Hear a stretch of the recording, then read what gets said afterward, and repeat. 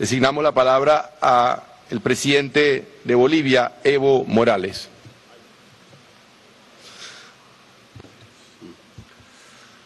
Muchas gracias, hermano presidente de Panamá. A nombre del pueblo boliviano, felicitar por la excelente organización de la Cumbre de las Américas. A todas las presidentas, presidentes de América, a todos los organismos internacionales presentes acá.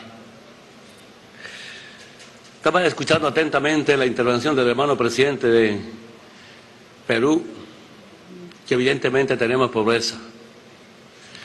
Lo que sí tenemos que debatir, ¿cuáles son las causas para la pobreza, para la extrema pobreza?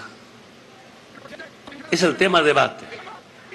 Aquí es un debate político de las diferencias ideológicas, programáticas que tiene América. Así como muchos de ustedes seguramente, o algunos de ustedes, venimos de esa pobreza, de la extrema pobreza venimos. Y la pobreza crea sufrimientos. Frente al sufrimiento viene sentimiento. Entre el sentimiento y el sufrimiento trae el pensamiento. Un pensamiento antiimperialista, un pensamiento anticapitalista. Ahí están las causas de la extrema pobreza. Y por eso siento que es importante en este debate decirnos la verdad, sin ningún miedo entre nosotros, y especialmente repasar la historia para no cometer los errores del pasado. Hermanas y hermanos, es importante recordar que entre Estados Unidos y América Latina y el Caribe hay más historias de fracaso que de éxito.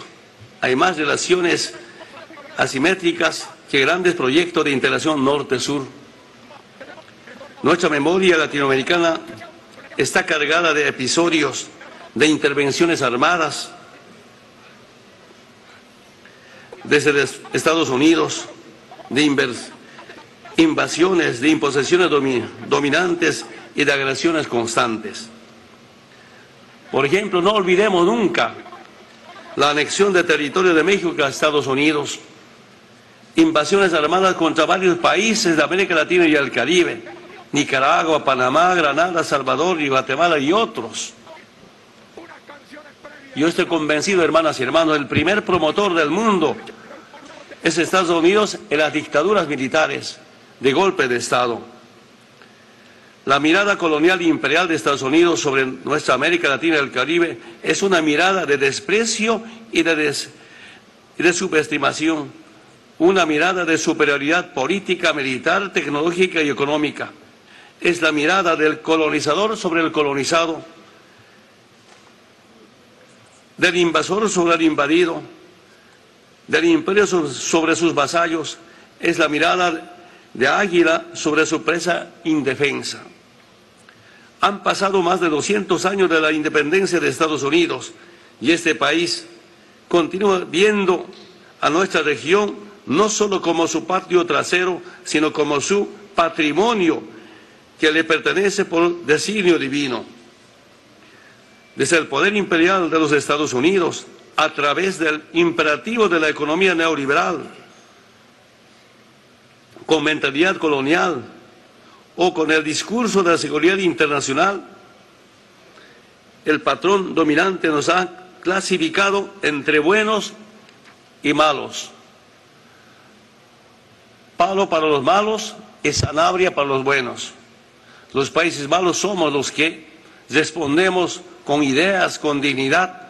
Los malos somos los que nacionalizamos nuestros recursos naturales, los servicios básicos, los que ponemos freno a la arrogancia política de embajadores de Estados Unidos convertidos en virreyes. A nosotros, los poderosos, nos dicen de todo. Yo me acuerdo perfectamente el año 2002, cuando fue por primera vez candidato a la presidencia, dijo el embajador Rocha de Estados Unidos: Evo es Bin Laden andino y mis compañeros campesinos los talibanes.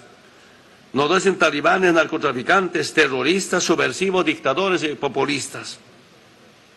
Somos malos porque echamos del país a las agencias de cooperación que complotan, a las agencias de inteligencia que trabajan encubiertas. Somos malos porque expulsamos a embajadores como de Bolivia, separatistas, que financian la corrupción de la gente. Somos malos porque defendemos nuestra soberanía política y económica. Desde los Estados Unidos se nos mira con desprecio y se nos trata como súbditos irreductibles. ¿Qué ha hecho nuestra América Latina y el Caribe para merecer castigo imperial, la intervención armada, las conexiones territoriales o la injerencia política de los Estados Unidos contra nuestros pueblos? ¿Qué hemos hecho los latinoamericanos y caribeños para ser tratados como si fuéramos esclavos en nuestro propio territorio? No hemos hecho nada que no sea pelear por nuestra independencia, por la primera y por la segunda independencia. Nunca declaramos la guerra a los Estados Unidos, jamás intentamos quedarnos con una parte de su territorio, nunca nos armamos para afectar su seguridad. En ninguna circunstancia interferimos en sus cuestiones internas, jamás violamos su soberanía, y entonces ¿por qué nos tratan como a enemigos? Hermanas y hermanos presidentes, colega Obama, es hora que no solo escuche la voz de nuestros pueblos y de nuestros gobiernos, escucha a su pueblo, que debe estar cansado de tanta guerra, de enterrar tantos muertos y tener tantos inválidos. Es hora de que aprenda que debemos convivir en armonía, en paz y con respeto. Deje los discursos de doble moral para el pasado, déjele de lado las amenazas, los chantajes y las presiones que se cierran desde el Capitolio o la Casa Blanca sobre nuestros gobiernos. Deje de usar el miedo, las políticas de terror y los condicionamientos de toda naturaleza.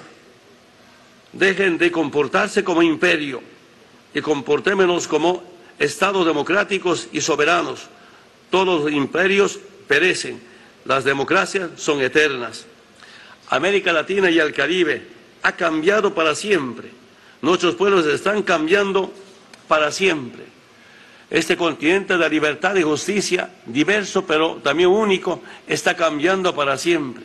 América Latina y el Caribe ya no es como antes. Ya no se puede imponer dictaduras militares, ya no prosperan los golpes militares, los golpes suaves o golpes duros. Hemos dejado de ser la región obediente, disciplinada, doblegada y sumisa. Hoy tenemos un continente en rebeldía que quiere forjar su autodeterminación. Ya no somos los gobiernos títeres del pasado que hacían los que nos decían. Hoy deciden nuestros pueblos, ya no somos la sombra del hueso. Hermanas y hermanos, hoy somos una fuerza vigorosa y incontenible que dice lo que piensa y hace lo que dice. Nuestros pueblos le están devolviendo la identidad de la realidad a los estados. Los pueblos son los que hacen historia. Ya acabó la historia que se había desde arriba y afuera. Ya dejó de existir la historia escrita para pocos, con el sacrificio de muchos. Hoy día la historia se escribe con nuestros pueblos. Nuestra América Latina y el Caribe ha vivido secuestrada política, económica y militarmente por la potencia imperial a partir de la definición norteamericana monroísta. América para los norteamericanos. No queremos más Monroes en nuestro continente, ni más doctrina Truman, ni más doctrina Reagan, ni más doctrina Bush. No queremos más decretos presidenciales ni órdenes ejecutivos declarándonos como amenaza a su país. No queremos que nos vigilen, que nos pinchen nuestros celulares, espionaje o que secuestren aviones presidenciales. Queremos vivir en paz, déjenos vivir en paz. Presidente Obama, América Latina y el Caribe somos un continente de paz y de diálogo. Lo invitamos a dialogar y a vivir en paz. Vivir en paz es menos costoso que vivir en guerra perpetua. Ninguna guerra ha sembrado la paz. Todas las guerras siembran más violencia y discordia. Lo invitamos a usted, se convierta en el líder de un pueblo pacífico y solidario, no un gobierno beligerante, opresivo y destructivo. Presidente Obama, pare de convertir al mundo de un campo de batalla. Deje de pensar que solo existen los amigos de los enemigos. Hay también los otros, los que quieren ser solidarios, los que luchan por ideales nobles, los que salvan vidas, los que curan enfermedades, los que alivian el dolor de la gente. Evite las guerras de las que produjo hasta ahora. Las guerras solo benefician a la tiranía financiera, a la gran industria armamentista. Deje de destruir civilizaciones enteras, de perseguir fantasmas. Deje de gastar tantos recursos sin resultados. La humanidad no quiere guerras, quiere lo básico, servicios básicos, como un derecho humano. Los hombres y mujeres de este siglo queremos vivir en paz, en menos costoso y más productivo, es menos doloroso y más satisfactorio. Hermanas y hermanos, tenemos la obligación de entender de que la libertad y democracia puede hablar. ¿De qué democracia y libertad puede hablar el gobierno de los Estados Unidos si cada día violan los derechos humanos de millones de ciudadanos en el mundo mediante vigilancia electrónica, la persecución o las operaciones encubiertas? ¿De qué derechos humanos puede hablar el gobierno de Estados Unidos si la tortura es un método común aplicado por sus agencias de inteligencia y la pena de muerte está aún vigente? La primera condición para la defensa de los derechos humanos es suscribir los convenios internacionales. Quieren ser los abanderados de los derechos humanos cuando ni siquiera cumplen el requisito elemental de ratificar estos acuerdos de los derechos humanos. Presidente Obama nos habla de democracia y, sin embargo, su gobierno todos los días nos manda a sus sicarios sofisticados para erosionar la legitimidad de nuestros gobiernos. Promueve los golpes de Estado contra nuestras democracias, financia agencias que complotan y dividen nuestra sociedad, siembra de ONGs para subvertir el orden de nuestros pueblos. ¿De qué democracia puede hablar cuando convierte a un pueblo revolucionario como Venezuela en una amenaza a su seguridad nacional? El pueblo venezolano, junto a América Latina y al Caribe, no somos amenaza para nadie. Somos pueblos cuyas armas de combate son la solidaridad, la justicia, la igualdad, las ideas. Luchamos para que nuestros ciudadanos gocen de su condición de seres humanos. Con esa lógica, entonces, conviértanos a todos los gobiernos de América Latina en una amenaza evidente a su seguridad. La amenaza a la seguridad de su pueblo no proviene de ningún pueblo de América Latina, proviene de sus propios errores, de su condición de imperio y de su capacidad para llevar guerras donde debe primar la paz. ¿De qué democracia puede hablar el gobierno de los Estados Unidos? Se patrocina actos terroristas en diversas partes del mundo. No se exporta la democracia cuando se produce la mayor cantidad de armas para la destrucción de la humanidad. Ninguna democracia puede sostenerse espiando al mundo, violando la privacidad de millones de ciudadanos. ¿De qué democracia habla el presidente Obama cuando manda miles de marines armados a nuestro continente para adoctrinar a soldados para que luchen contra nuestros pueblos? Puede haber diálogo con Estados Unidos cuando todo su arsenal y tecnología vigilan nuestros territorios o cuando la cuarta flota naval navega desafiante las costas del Pacífico. ¿Qué extraña democracia la que instala bases militares en nuestros países, cuando aplica leyes extraterritoriales, cuando tiene cuestiones territoriales pendientes con Cuba y Puerto Rico? ¿De qué democracia puede hablar cuando bloquea de manera cruel durante 50 años a un pueblo que solo quiere vivir en paz y ser solidario como Cuba? Hace momento decía el presidente Obama, va a ayudar a Cuba. No tiene que ayudar, sino resarcir los daños que hizo a Cuba por 50 años. Déjeme decirle, presidente Obama, que su doctrina de seguridad global ha fracasado. Hoy existen más amenazas que hace una década, no solo contra su país, sino también contra otros países, que nada tienen que ver con sus guerras extraterritoriales. Ha fracasado el modelo de lucha contra el narcotráfico porque hay más demanda de droga y más producción de drogas sintéticas en el mundo. Todo el mundo sabe que la supuesta guerra contra las drogas fue un simple pretexto para imponer sus políticas económicas. Las guerras contra el comunismo, contra el narcotráfico y contra el terrorismo se han convertido en pretextos para imponer políticas de miedo y intervenir en áreas estratégicas para saquear nuestros recursos naturales. Presidente Obama, deje de hacer la guerra y convierta a su país en una república demócrata en lugar de sostener un imperio antidemocrático e insostenible.